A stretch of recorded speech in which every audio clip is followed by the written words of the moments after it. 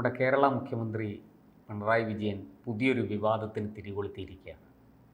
അദ്ദേഹം PK ശ്രീമതിയോട് സംസ്ഥാന സെക്രട്ടേറിയറ്റിൽ പങ്കെടുക്കണ്ട എന്ന് വിലക്ക് ഏർപ്പെടുത്തി എന്നാണ് മാധ്യമങ്ങൾ പറയുന്നത്. PK ശ്രീമതിയൊക്കെ അത് നിഷേധിച്ചിട്ടുണ്ടെങ്കിലും അത് സംബന്ധിച്ച് വലിയ വിവാദ ചർച്ചകൾ നടക്കുകയാണ്. എന്താണ് സാർ ഈ പിണറായി PK ശ്രീമതിയോട് കൊമ്പ് കോർക്കാൻ കാരണം? തികച്ചും അസ്വാഭാവികമായിട്ടുള്ള ഒരു സംഭവമാണത്.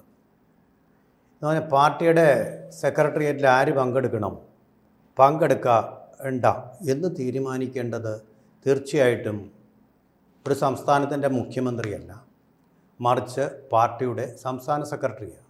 അതിനുവേണ്ടിയാണ് അദ്ദേഹത്തിനെ തിരഞ്ഞെടുത്തിരിക്കുന്നത്. അതാണ് കമ്മ്യൂണിസ്റ്റ് രീതി. ഇവിടെ മുഖ്യമന്ത്രി നിങ്ങൾ പങ്കെടുക്കണ്ട എന്ന് പറയുമ്പോൾ ശ്രീമതിക്ക് തിരിച്ച് നിങ്ങൾ പങ്കെടുക്കണ്ട എന്ന് പറയാവുന്നതാണ്. സെക്രട്ടേറിയറ്റിൽ തീർച്ചയായിട്ടും അങ്ങനെ പറയാവുന്നതാണ്. എന്തുകൊണ്ട് അവർ പറഞ്ഞില്ല എന്നുള്ളത് എല്ലാവർക്കും പേടിയാണ് പിണറായി വിജയന് എന്നുള്ളതാണ്. അപ്പോൾ ശ്രീമതി ഇപ്പോൾ ഒരു കാര്യം പറഞ്ഞു, ഞാൻ ഇനിയും പങ്കെടുക്കും എന്നാണ് അവർ പറഞ്ഞിട്ടുണ്ട്. അതൊരു പക്ഷേ വെളിയിലിറങ്ങി വന്നിട്ടുള്ള ഒരു മറുപടിയായിരിക്കും അത്. അല്ല, അങ്ങനെ എനിക്കാരും വിലക്കൊന്നും ഏർപ്പെടുത്തിയിട്ടില്ല എന്ന് പറഞ്ഞതിൻ്റെ അർത്ഥം അത് തന്നെ, പരോക്ഷമായിട്ട് വിലക്ക് ഏർപ്പെടുത്തിയിട്ടില്ല എന്നല്ല അവർ പറഞ്ഞത്. അങ്ങനെ ഒരു വാർത്ത ചമയ്ക്കാനുള്ള ശ്രമമാണ് നടക്കുന്നതെന്നാണ്. ഇങ്ങനെ വിലക്ക് എന്നോട് ഇങ്ങനെ മുഖ്യമന്ത്രി പറഞ്ഞിട്ടില്ല എന്ന് ആരും പറഞ്ഞിട്ടില്ല. MV ഗോവിന്ദനും പറഞ്ഞിട്ടില്ല. അവർ കേന്ദ്രത്തിൽ പങ്കെടുക്കാൻ വേണ്ടിയാണ് ഇങ്ങനൊരു നിർദ്ദേശം വെച്ചത്. നിർദ്ദേശമൊന്നുമല്ല, നിങ്ങൾ ഇവിടെ പങ്കെടുക്കേണ്ട കാര്യമൊന്നുമില്ല എന്ന് പറഞ്ഞാൽ അതെങ്ങനെയാണ് നിർദ്ദേശം? കേന്ദ്ര കമ്മിറ്റി അംഗമാണ്, നിങ്ങൾ പ്രവർത്തിക്കേണ്ടത് കേന്ദ്രത്തിലാണ്. അപ്പം മുഖ്യമന്ത്രിയുടെ തിരിച്ചും പറയും, നിങ്ങൾ മുഖ്യമന്ത്രിയാണ്, നിങ്ങൾ പ്രവർത്തിക്കേണ്ടത് സെക്രട്ടേറിയറ്റിലാണ് എന്ന് പറയാം. പാർട്ടിക്ക് ഇപ്പോൾ ശരിക്കും പറഞ്ഞാൽ പാർട്ടിക്കകത്ത് ശരിയായിട്ടുള്ള കമ്മ്യൂണിസം പറയുന്ന ഒരാളേ ഉള്ളൂ എന്ന് തോന്നുന്നു, അത് G. സുധാകരനാണ്. പറയുന്നത് വളരെ യുക്തിസഹമാണ്, കമ്മ്യൂണിസ്റ്റുകാരൻ്റെ യുക്തിബോധത്തോടു കൂടിയാണ് അദ്ദേഹം കാര്യങ്ങളെല്ലാം പറയുന്നത്. അദ്ദേഹം പറഞ്ഞ ഒരേ ഒരു കാര്യമേ ഉള്ളൂ, ഇതാരും പരിഗണിക്കുന്നുമില്ല അദ്ദേഹം. കാരണം അദ്ദേഹത്തിനെ തരം താഴ്ത്തി ഇദ്ദേഹം ഇങ്ങനെ തുറന്നു പറയുന്നവരുടെ എല്ലാം സ്ഥാനം അങ്ങനെയാണ്, ബ്രാഞ്ച് കമ്മിറ്റിയിലേക്കായിപ്പോയി. ഇത്ര ഉയരത്തിലിരുന്ന ഒരു മനുഷ്യൻ സത്യം പറയുന്നവരെ, അതെ, അഴിമതി ചെയ്യാത്ത ഒരുത്തൻ്റെ ഗതി ഇതാണ്. അദ്ദേഹം പറഞ്ഞു, നിങ്ങൾ ഈ 130 കോടി രൂപ ചിലവാക്കി ഈ നാട്ടിൽ ഇങ്ങനെ ഭരണത്തിൻ്റെ ഘോഷയാത്ര നടത്തുകയാണോ വേണ്ടത്? പകരം നിങ്ങൾ പാവപ്പെട്ടവർക്ക് വീട് കെട്ടിക്കൊടുക്കുക, ചികിത്സ ആവശ്യമുള്ളവർക്ക് പെൻഷനൊക്കെ കൊടുക്കൂ. നോക്കൂ, ഇപ്പം തന്നെ കണ്ടില്ലേ, ഈ 4ാം വാർഷികം ആഘോഷിക്കുന്നതിനിടയിലാണ് ഈ തലസ്ഥാന നഗരത്തിൽ നിന്ന് കോളറ എന്ന് പറയുന്ന രോഗം വന്ന്. നമ്മൾ ഈ കോളറ എന്ന് പറയുന്നത്, കുഷ്ഠമെന്ന് പറയുന്നതിനെയൊക്കെ എത്രയോ വർഷത്തിൻ്റെ ശ്രമഫലമായിട്ട് ഈ രാജ്യത്തിൽ നിന്ന് വിപാടനം ചെയ്തതാണ്. ആ രോഗങ്ങളെ ഇത്ര പരിഷ്കൃതമായിട്ടുള്ള സ്മാർട്ട് സിറ്റി ആയിട്ട് പോകുന്ന കവടിയാറിൻ്റെ തന്നെ ഏറ്റവും വലിയ ഒരു പോഷേറിയായിട്ടുള്ള കവടിയാർ, തിരുവനന്തപുരത്തെ തലസ്ഥാന നഗരമായ തിരുവനന്തപുരത്തിൻ്റെ ഏറ്റവും പോഷായിട്ടുള്ള സ്ഥലം, രാജാക്കന്മാർ പണ്ട് അധിവസിച്ചിരുന്ന സ്ഥലം, കവടിയാർ കൊട്ടാരത്തിൻ്റെ സ്ഥലം, ആ സ്ഥലത്ത് നിന്നാണ് കോളറ എന്ന് പറയുന്നത് ഏറ്റവും പാവപ്പെട്ട ആൾക്കാർക്കും വിദ്യാഭ്യാസമില്ലാത്ത ആർക്കും വരുന്ന രോഗമാണ്. ഏറ്റവും പാവപ്പെട്ട കോളനികളിലും അതുപോലൊക്കെ കഴിയുന്ന ആൾക്കാർക്ക് ശരിയായിട്ടുള്ള വൃത്തിഹീനമായിട്ടുള്ള ശുചിത്വബോധമില്ലാത്തതിൻ്റെ ഫലമായിട്ടുണ്ടാകുന്ന ഒരു രോഗത്തെ ഏറ്റവും സാക്ഷരത അവകാശപ്പെടുന്ന നമ്പർ 1 സ്ഥാനം അവകാശപ്പെടുന്ന കേരളത്തിൻ്റെ തലസ്ഥാന നഗരിയിലേക്ക് കൊട്ടിഘോഷിച്ചുകൊണ്ട് വന്നിരിക്കുന്നു. ഭരണത്തിൻ്റെ 4ാം വർഷത്തിൻ്റെ മഹത്വങ്ങൾ കൊട്ടിഘോഷിച്ചുകൊണ്ട് വടക്കു നിന്ന് തെക്കോട്ട് വന്നുകൊണ്ടിരിക്കുമ്പോൾ എന്തൊരു നാണക്കേടാണ് ഇങ്ങനെയുള്ള രോഗങ്ങളൊക്കെ ഇവിടെ തിരിച്ചു വരിക എന്ന് പറയുന്നത്. അതുപോലെ ആശുപത്രിയിൽ പോകാതെ പ്രസവിച്ച് ഭരിക്കുക, എത്രയോ വിദ്യാഭ്യാസം. അതെ, വടക്കേ ഇന്ത്യയിലെ ചേരികളിൽ പോലും നടക്കാത്ത കാര്യങ്ങളൊക്കെയാണ് ഇപ്പോൾ ഇവിടെ നടന്നത്. ലിറ്ററസിയാണ് നമ്മൾ പറഞ്ഞിട്ടുള്ളതല്ലേ, പരിപൂർണ വെളിയിട വിസർജന വിമുക്തമായിട്ടുള്ള സംസാരം. ഇത്രയും നീണ്ട വാക്കുകൾ പറഞ്ഞാൽ മതിയോ?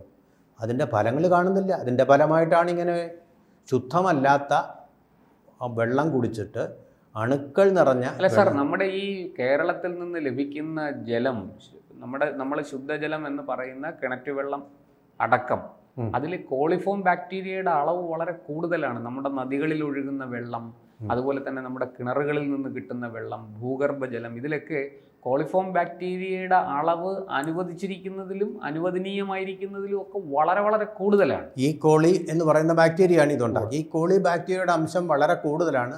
അത് ഈ വെളിയുടെ വിസർജനം കൊണ്ടല്ല ഇപ്പോൾ ഉണ്ടായിക്കൊണ്ടിരിക്കുന്നത്. ഈ മാലിന്യം, കക്കൂസ് മാലിന്യങ്ങൾ, ടോയ്ലറ്റ് മാലിന്യങ്ങളെല്ലാം കൂട്ടമായിട്ട് അതെല്ലാം കൂടെ വൃത്തിയാക്കാൻ വേണ്ടി ടോയ്ലറ്റ് വൃത്തിയാക്കുമ്പോൾ, ശുചീകരണം ചെയ്യുമ്പോൾ ഇത് കൊണ്ടുപോയി ഇടുന്നത് നദികളിലേക്കാണ്. ആ നദിയുടെ സ്രോതസ്സിൽ നിന്ന് കിട്ടുന്ന വെള്ളത്തിൽ എല്ലാം ഇതടങ്ങിയിരിക്കും. അവിടെയാണ് പ്രശ്നം. ശ്രീമതിയുടെ കാര്യത്തിലേക്ക് തിരിച്ചു വരാം. എന്തുകൊണ്ടാണ് മുഖ്യമന്ത്രി പി.കെ. ശ്രീമതിക്കെതിരെ വാളോങ്ങുന്നത്? അതിന് അദ്ദേഹത്തിന്റെ കുടുംബവുമായിട്ട് എന്തെങ്കിലും ബന്ധമുണ്ടോ? അതിന് അത്തരത്തിലൊക്കെ വാർത്തകൾ കാണുന്നുണ്ട്.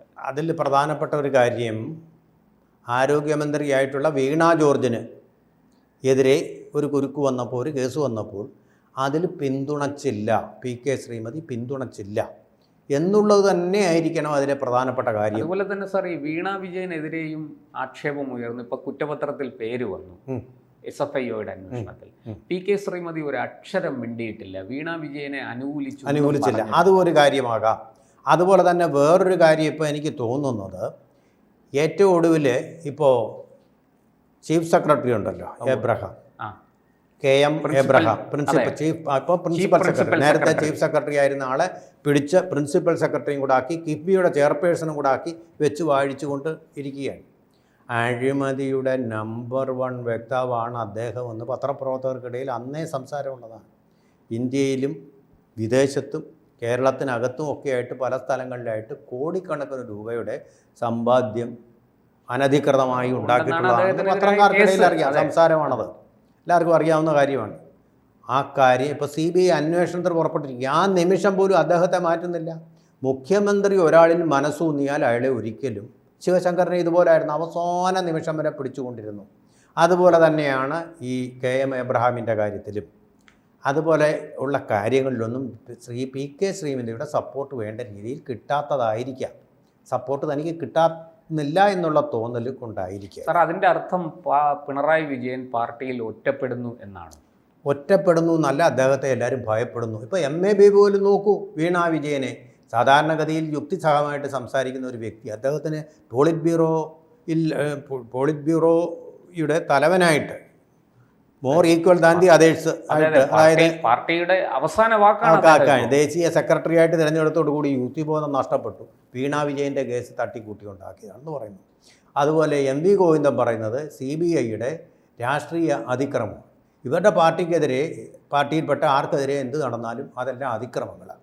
അതേസമയമോ അവിടെ ഹിന്ദുക്കളെ കൊന്നുകഴിഞ്ഞാലും, പഹൽഗാം താഴ്വരയിൽ ഹിന്ദുക്കളെ കൊന്നുകഴിഞ്ഞാലും അതിൻ്റെ കുറ്റക്കാർ, പ്രതികളെന്ന് പറയുന്നത് ഹിന്ദുക്കളാണ്.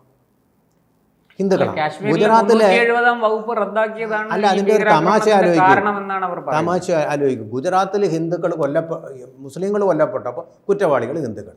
ഇവിടെ പഹൽഗാമിൽ ഹിന്ദുക്കൾ കൊല്ലപ്പെട്ടപ്പോൾ മതം ചോദിച്ച് തുണിയഴിച്ച് പരിശോധിച്ചിട്ടും അതിൻ്റെ കുറ്റക്കാർ ഹിന്ദുക്കളാണെന്ന് പറയുന്ന MA ബേബിയാണ് ഇന്ന് CPMൻ്റെ ദേശീയ ജനറൽ സെക്രട്ടറി എന്ന് പറയുന്നത്. അദ്ദേഹം അതേ ആൾ തന്നെയാണ് ഈ വീണ വിജയൻ്റെ കേസിൽ ഒരഴിമതി നടന്നിട്ടില്ല, രാഷ്ട്രീയ പകപോക്കലാണെന്ന്. ഈ MV ഗോവിന്ദൻ സംസ്ഥാന സെക്രട്ടറി, അദ്ദേഹവും അതേ സ്വരത്തിൽ തന്നെ സംസാരിച്ചു. ഇതിപ്പോൾ ഇതിൻ്റെ അർത്ഥം എല്ലാവരും പിണറായി വിജയനെ ഭയക്കുന്നു. ഒരു പക്ഷേ ഇതുകൊണ്ടായിരിക്കും, പി.കെ. ശ്രീമതിയെ പോലെ ഉള്ളൊരനുഭവം അവർക്ക് വരാൻ സാധ്യതയുണ്ടെന്നുള്ളത് കൊണ്ടായിരിക്കാം.